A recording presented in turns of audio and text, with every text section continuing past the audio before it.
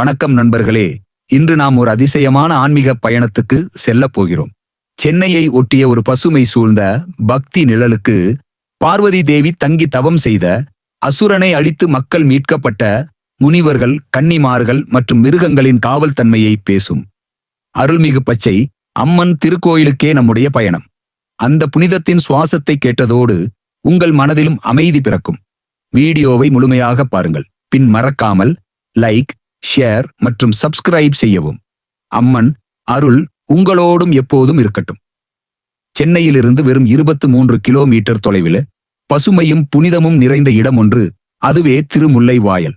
இங்கு பசுமை நிறத்தில் வீற்றிருக்கும் சக்தியின் வடிவம் அருள்மிகு பச்சை அம்மன், பார்வதி தேவியின் அருள் வடிவம். இந்த கோயில் இயற்கையின் மடியில் அமைந்த சத்தான சக்தியோடும் சமாதானத்தோடும் விளங்கும் ஒரு ஆன்மீக பயண மையம். இந்த வீடியோவில் நாம் காணப்போகும் விஷயங்கள்: பார்வதி தேவியின் தவக்கதை, சூரகோபன் என்ற அசுரனுடனான மோதல், 7 ரிஷிகளும் கன்னிகைகளும் வழங்கிய பாதுகாப்பு, பச்சை குங்குமத்தின் மர்மம், ஸ்ரீ ரமண மகரிஷியின் வருகை, கோயிலின் சிறப்பு அமைப்புகள், பக்தர்கள் அனுபவங்கள், வழிபாட்டு நாட்கள் மற்றும் கோயிலுக்குச் செல்வது எப்படி என்பது வரை இந்த பயணம் உங்களை ஒரு புதிய ஆன்மீக சிந்தனையோடு விட்டுச் செல்லும். புராணக்கதை: முழு உலகையும் ஆண்ட சிவபெருமான் தியானத்தில் மூழ்கியிருந்தபோது பார்வதி தேவி தனக்கு ஈர்ப்பு குறைவாக இருப்பதாக எண்ணி ஒரு விளையாட்டாக அவருடைய கண்களை மூடினாள். அந்த கணமே உலகம் இருள் சூழ்ந்தது. அந்த ஒளி இழப்பு காரணமாக உயிர்கள் நின்று போனன. சிவபெருமான் கோபத்துடன் பார்வதி தேவியை பூமிக்கு அனுப்பி தவம் செய்ய உத்தரவு செய்தார்.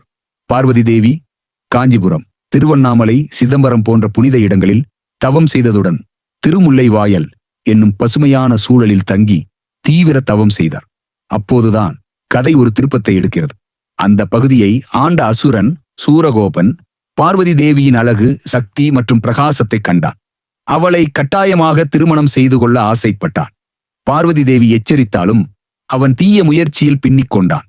அம்மன் கடும் கோபத்துடன் காளி வடிவம் எடுத்து அவனை அழித்தார். அவருக்கு துணையாக இருந்தனர் 7 முனிவர்கள் மற்றும் 7 கன்னிமார்கள்.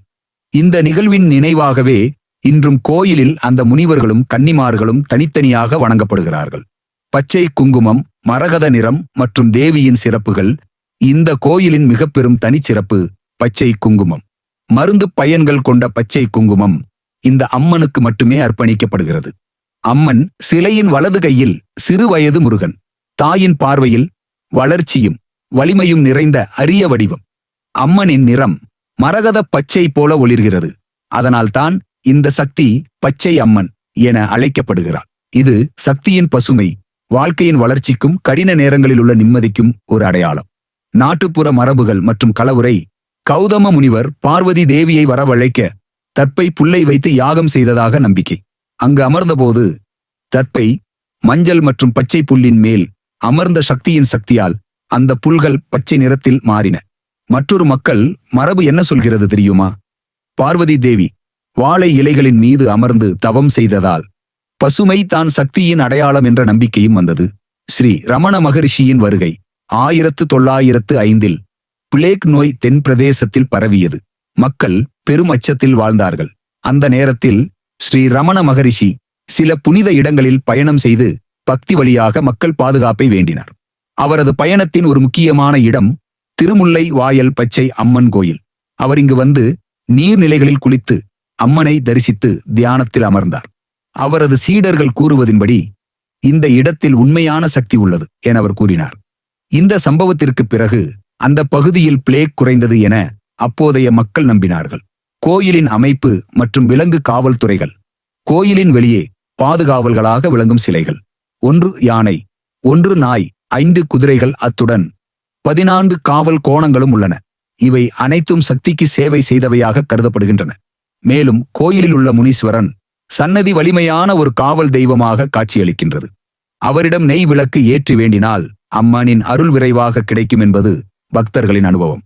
பக்தர்கள் அனுபவங்கள்: வழிபாட்டு நாட்கள்: பச்சை அம்மனை பக்திகள் பெரும் நம்பிக்கையுடன் வழிபடுகிறார்கள். பௌர்ணமி, அமாவாசை, செவ்வாய், கிழமை மிக முக்கியமான வழிபாட்டு நாட்கள். அன்றைய தினங்களில் கோயிலில் வழிபாட்டு கூட்டம் பெரிதாக இருக்கும். கோயிலை அடைவது எப்படி? இடம்: திருமுல்லைவாயல், சென்னை 662 பேருந்து வசதி. பிராட்வே, கோயம்பேடு போன்ற இடங்களிலிருந்து நேரடி பஸ்கல் இயக்கம் ரயில் அம்பத்தூர், வில்லிவாக்கம், அவடி அருகிலுள்ள ரயில் அருள்மிகு பச்சை அம்மன் பார்வதி தேவியின் பாசமும் சக்தியின் ஆழமும் கொண்ட ஒரு தெய்வ வடிவு. பக்தர் மனம் உருகி சொல்கிறார்கள், என் தாய் இருக்கிறாள், அவள் என் தலைமுறைகளை அருள் புரிவாள். இந்த கோயில் ஒரு ஆன்மீக நிழல், ஒரு பசுமை அருள், ஒரு தாயின் காதல். இந்த கோவிலுக்கு வந்த பக்தர்களுக்கு தோல் நோய்கள் நிவர்த்தி, திருமண தடை தீர்வு, குழந்தை பாக்கியம், கிரக தோஷ நிவர்த்தி ஆகியவை விரைவில் நடப்பது வழக்கம். உங்கள் வாழ்க்கையில் ஒரு தடம் விட்டு செல்லும் அந்த இடம் திருமுல்லைவாயல் அருள்மிகு பச்சை அம்மன் திருக்கோயில். இந்த ஆன்மீக பயணத்தில் நீங்கள் எங்களோடு இருந்ததற்கு நன்றி. இந்த வீடியோ உங்களுக்கு பயனுள்ளதாக இருந்தால் லைக் செய்யுங்கள், ஷேர் பண்ணுங்கள், உங்கள் நெருக்கமானவர்களுடன் மறக்காமல் சப்ஸ்கிரைப் செய்யுங்கள். இன்னும் பல பயணங்களுக்கு அருள்மிகு பச்சை அம்மன் உங்கள் வாழ்வில் பசுமையும் அமைதியும் கொட்டட்டும். நன்றி, வணக்கம். ஓம் சக்தி ஸ்ரீ பச்சையம்ம போற்றி.